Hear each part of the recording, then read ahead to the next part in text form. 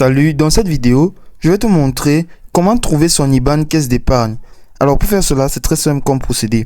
Déjà, pour trouver ton IBAN qui dit International Bank Account Number à la caisse d'épargne, tu auras plusieurs options comme en ligne, via l'application mobile et sur tes relevés de compte ou en agence. Et donc, quelques étapes te seront données afin de pouvoir y accéder. Mais dès lors, premièrement, ce que tu vas faire, c'est de te connecter d'abord sur ton espace personnel, ton compte caisse d'épargne, afin de pouvoir commencer à traiter cette opération.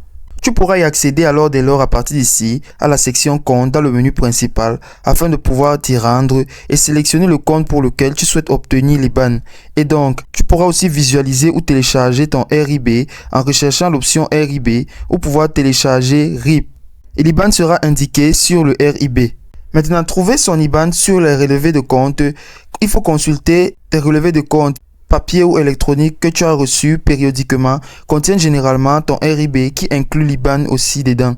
Donc d'un autre moyen aussi, pour pouvoir trouver son IBAN en agence, tu dois te rendre dans une agence de la caisse d'épargne en apportant une pièce d'identité et si possible ta carte d'identité. Il est aussi possible de demander le RIB à un conseiller, d'où tu dois l'informer que tu souhaites obtenir un RIB pour l'un de tes comptes et le RIB contiendra donc exactement ton IBAN. Ensuite, tu recevras le RIB et le conseiller imprimera le RIB et te le remettra en main propre.